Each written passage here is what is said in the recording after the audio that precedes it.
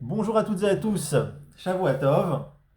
Alors cette semaine, comme annoncé dans la mitzvah de la semaine dernière, cette semaine je vous ai préparé une petite pépite. Je ne pouvais pas passer sur cette mitzvah sans vous parler de ce sujet. Alors la mitzvah de cette semaine, c'est la mitzvah P, donc 80, mitzvah P, Pirouk Massa. On a une mitzvah de Pirouk Massa. Pourquoi? Parce que c'est écrit dans la Torah, donc dans Shemot Kav Gimel, Perek Kav Gimel Pasuk He, là-bas c'est écrit Kitire Chamor Sonecha, quand tu verras l'âne de ton ennemi, Azov ta Azov Imo, tu vas l'aider à décharger son poids. Rovet Sarat Masao, Azov ta Azov Imo, donc quand tu verras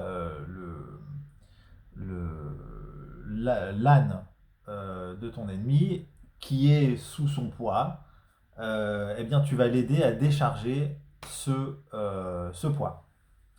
Très bien. Alors, l'essentiel de la mitzvah, c'est le fait de décharger.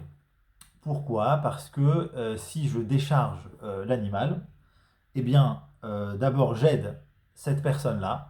On va voir après ce que c'est l'ennemi, hein. L'essentiel de cette vidéo, ça sera sur cette notion d'ennemi. En tout cas, ici, le plan est comme ça. Quand tu vois l'âne de ton ennemi qui croule sous le poids du fardeau qu'il a sur le dos, tu vas devoir, Azov Azovimo, tu vas devoir l'aider à décharger. Quand on décharge, on aide deux personnes. D'abord, on aide la personne, le propriétaire de l'animal, puisque je l'aide à décharger son poids, et j'aide aussi l'animal parce que je lui enlève un poids. Il souffre moins, je lui enlève une souffrance. À cela, dans cette mitzvah, d'aider son prochain, il y a une autre idée qui est une mitzvah moins grande, mais qui fait partie de cette halakha-là, de cette mitzvah, c'est le fait de charger. Si j'ai quelqu'un qui a besoin de charger son âne, eh bien j'ai une mitzvah aussi de l'aider, ça en fait partie. Bien que je vais mettre un poids sur l'animal, mais je vais quand même aider cette personne-là à charger, puisqu'il doit aller d'un endroit à l'autre, il doit charger, donc je l'aide. Ceci étant, la mitzvah la plus importante, la grande mitzvah, on va appeler ça comme ça, la grande mitzvah c'est de décharger et la petite mitzvah c'est de charger. Ok? Très bien. Alors, notre ami le Sefer Achinour, il va travailler sur ces mots du Passouk. C'est un peu ambigu, c'est même très ambigu dans la Gemara et dans le Rambam. Il y a pas mal de gens qui ont parlé sur ça. Puisqu'on dit Kitiri Hamor Sonera, quand tu vas voir l'âne de ton ennemi. Alors, c'est quoi l'ennemi? euh, La Gemara, elle demande mais attends, c'est écrit Lotisna et Taricha Bilavecha, tu ne dois pas détester quelqu'un dans la Torah. On n'a pas le droit de détester quelqu'un. D'ailleurs, quand on a un problème avec quelqu'un, il faut jamais attendre plus que 3 jours avant de le régler. Avant de lui dire, voilà, tu lui passes un coup de fil, écoute, j'ai pas compris un truc, je me suis mal exprimé, tu t'es mal exprimé, je suis d'accord, t'es pas d'accord, on met les choses à plat, ciao, c'est réglé. Si on attend 3 jours, c'est un interdit de la Torah. De l'otisna et taricha bilavecha, tu ne dois pas haïr ton frère dans ton cœur. Donc il faut extérioriser ça.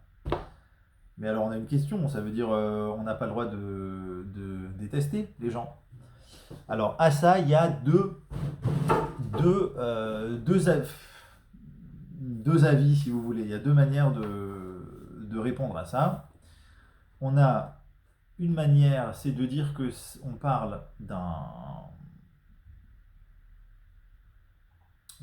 d'un juif qui s'est vraisemblablement suffisamment mal comporté,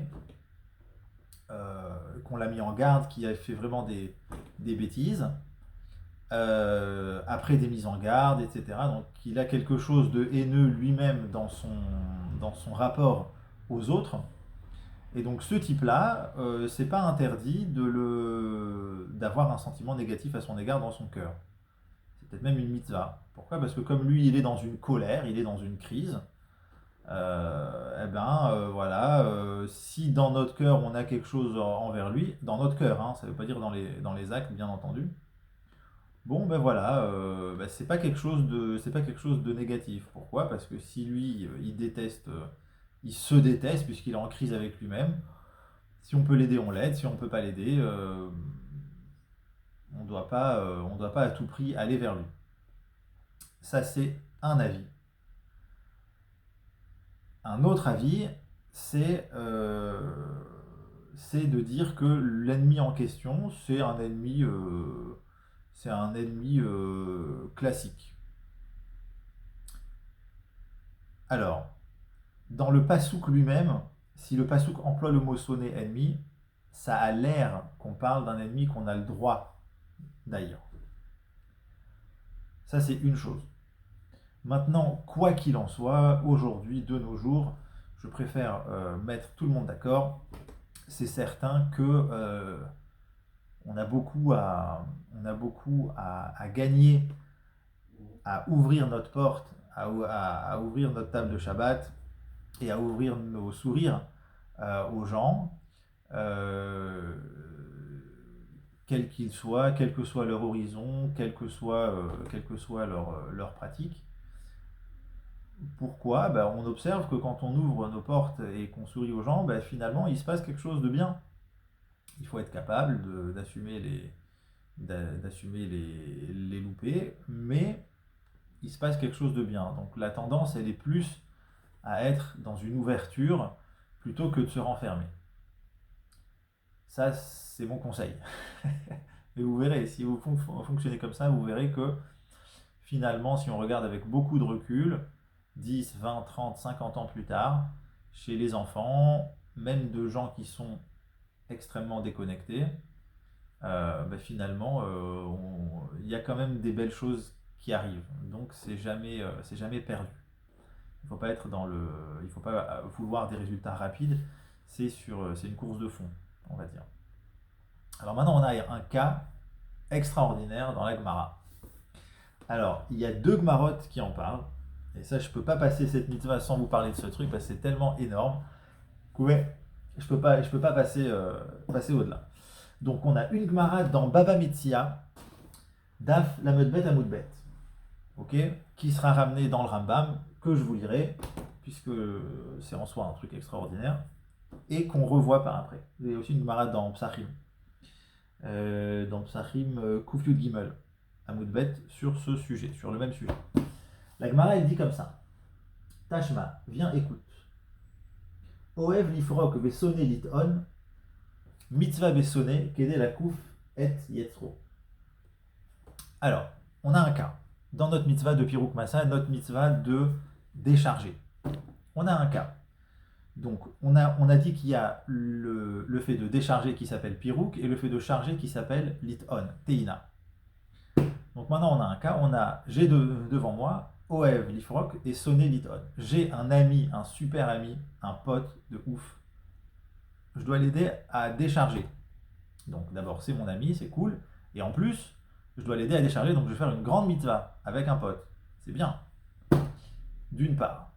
D'une autre part, 10 mètres plus loin, j'ai mon ennemi. Alors ça, c'est un peu ça le truc. On ne sait pas de quel ennemi on parle. Je vous invite à regarder la petite Ehara là-bas pour les talmudistes dans le Sefer HaChinour, la petite Ehara Gimel qui ramène un peu les références, qui ramène la Gemara de Baba Metzia à la Medbet, qui ramène la Gemara de Psachim Kufyut Gimel, qui ramène le Rambam à la fin d'Ilchot Rotzeach, c'est la dernière halakha que je vais vous lire, dans Ilchot Rotzeach, dans le Rambam, Perikut Gimel, halakha Yud Dalot, où voilà, ça se discute à savoir de quel ennemi on parle. Nous, on va le laisser libre. À notre niveau, on va le laisser libre, c'est déjà pas mal. En tout cas, donc d'un côté, on revient à nos moutons, à nos ânes. D'un côté, j'ai mon ennemi, j'ai mon ami. D'un côté, j'ai mon ami avec qui je peux faire une super grande mitzvah. Et de l'autre côté, j'ai mon ennemi avec qui je peux faire une plus petite mitzvah. Puisque mon ennemi, je dois l'aider à charger.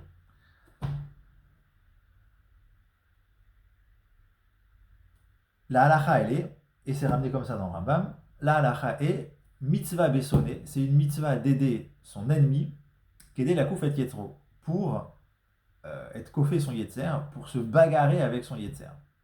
Donc en fait, en deux mots, il vaut mieux faire une plus petite mitzvah avec un ennemi plutôt qu'une grande mitzvah avec un ami. Pourquoi? Parce que quand je fais cette petite mitzvah avec mon ennemi, ben finalement, je me bagarre avec mon yetzer. Donc là, il y a une lutte, ça c'est intéressant. Les Chachamim et la Torah, on aime ça. Donc comme avec ton ennemi, tu as la possibilité de te bagarrer avec ton yetzer, va vers ton ennemi. Là, il y a un truc à faire, c'est la halakha, hein, c'est ramené comme ça.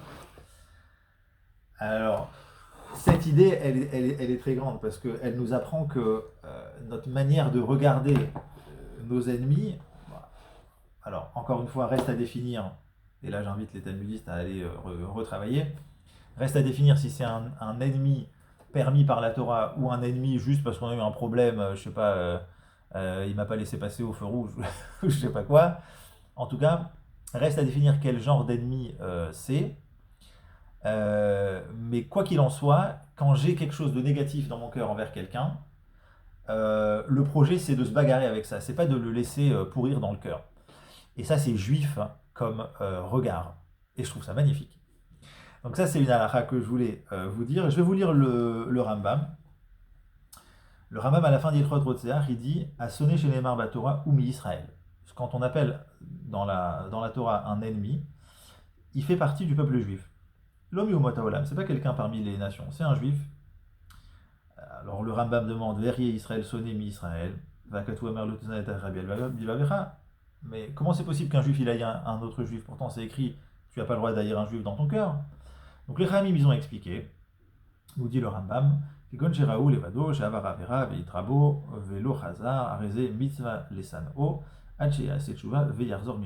y a une notion comme ça, un petit peu comme je vous ai expliqué, quelqu'un qui se comporte très très mal et qui a reçu des mises en garde de gens qui l'aiment, donc de gens proches, donc de gens qui veulent son bien fondamentalement, on ne parle pas de gens pas cool qui lui font des réprimandes.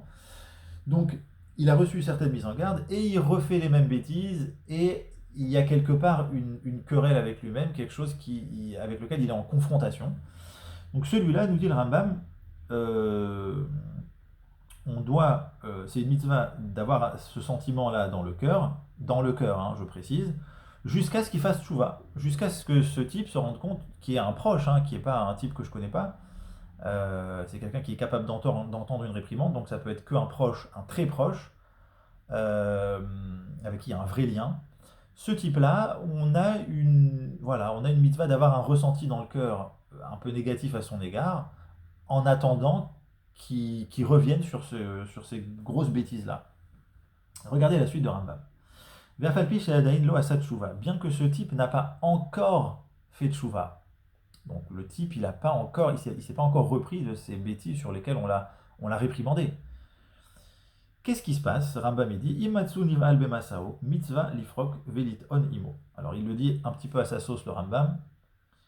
Si je le vois il a son poids avec son âne, c'est une mitzvah de décharger et de charger avec lui. Il n'a pas tranché sur notre cas, puisqu'il parle de manière générale. C'est pas grave, gardons l'idée. De manière générale, elle est déjà très bien. Velo yanichenu noter la mout, on n'a pas le droit de laisser cet animal en danger de mort, ou peut-être même l'homme, parce que si l'homme est sur l'animal, qu'il est chargé et qu'il va tomber et qu'il va se casser la figure, peut-être que l'homme aussi est en danger. Shema Yishtae Bijvil Mamono. Vayavoye Sakana, peut-être parce qu'il va laisser ce poids-là sur l'animal, parce qu'il y a de la marchandise, et finalement il va être en danger, donc j'ai une mitzvah de l'aider. Regardez la phrase magique de Rambam qui va suivre. Écoutez-la bien, gardez-la bien dans vos têtes, elle va vous servir dans la vie, et j'espère qu'elle vous servira. Top punchline. Vea Torah ikpida al nefashot Israël. Et la Torah et Makpida fait attention aux âmes des Bnei Israël. Ben Rechaim, Ben Tzadikim. Que ce soit des Rechaim, des fauteurs, ou des Tzadikim, ou des gens très justes, très bien. Mais Achar Shehem Nilvim El Hashem, étant donné, après qu'ils accompagnent, qu'ils se font accompagner par Hashem, donc comme dans les grandes lignes, ils sont dans les grandes lignes comment dire, de l'accompagnement. Voilà, ils accompagnent Hachem les accompagne dans les grandes lignes dans leur vie. Ou Ma'aminim Beikaradat. Et que ils croient, ils reconnaissent l'essentiel de la religion. L'essentiel de la religion, c'est Shabbat et Avodah Zarah. Donc pas faire d'idolâtrie, Shabbat, donc la base. À ce moment-là, la Torah, elle fait attention. Donc le Rambam, il nous fait voir que, tiens, regarde à quel point la Torah, elle fait attention aux âmes des bénis Israël. Elle fait attention à eux, qu'ils soient Réchaïm, qu'ils soient Tzadikim, étant donné qu'ils font partie de ce tronc commun. S'ils vont un petit peu de leur côté, la branche, elle part un peu en cacahuète, c'est pas grave, on fait quand même attention à eux. Chez Nehemar, comme c'est écrit, Emor Eleem, Chayani Neum Hashem Elokim, Im Erfot Bemot Aracha, Ki Im Beshuv, Racha Midarko Vechaya. D'ailleurs, on le dit pendant les Yom Noraim, que Hashem, il n'a pas envie de faire mourir les Réchaïm, il veut qu'ils se reprennent, et ça, c'est le projet. Alors, regardez à quel point, moi je dirais, vous savez quoi, sur cette Gemara là de Oev Lifrok Sonelit On, mon ami, je peux l'aider à décharger, mon ennemi, je peux l'aider à charger, je ne peux faire qu'un. Qu'est-ce que je dois choisir? Je vous dirais, quelle que soit la sorte d'ennemi, que ce soit un ennemi permis par la Torah ou un ennemi euh, pas permis par la Torah parce que j'ai eu un problème d'argent ou de je sais pas quoi avec lui, on doit toujours se battre contre notre Yetzer. Ça, c'est une première idée qui ressort de cette vidéo. Deuxième idée, c'est que même si c'est un ennemi permis par la Torah, quand bien même on mesure les choses, on n'est pas en roue libre. Même si quelqu'un commet un impair ou des impairs, eh bien, il y a quand même une mitzvah de quelque part le préserver, de garder toujours une certaine ligne de contact et de bienveillance. Voilà, ça c'est le message extraordinaire que j'avais pour cette vidéo. On se retrouve la semaine prochaine. La semaine prochaine, on se retrouve pour la mitzvah Pébet, puisqu'on avait jumpé celle d'avant. On l'avait greffé aux autres. La mitzvah Pébet, ça sera chez l'Olartor Haddin Be'omed Adat. On a un interdit de trancher le din, on va dire, à nos têtes, en fonction de ce qui se passe dans notre tête simplement. Il y a certaines règles, on doit rentrer dans ces règles, même le Dayan doit rentrer dans ces règles. Et peut-être qu'on greffera d'ailleurs la mitzvah Pegimel, l'interdit de prendre un shochad. Le Dayan a un interdit de prendre des pots de vin. Bonne nouvelle. Voilà, bah écoutez, Chazak, désolé, c'était un petit peu plus long que d'habitude, mais l'idée était tellement forte que j'étais obligé de vous parler de ce sujet. Je vous remercie, Shavuot Tov, que des bonnes choses, portez-vous bien et à la semaine prochaine.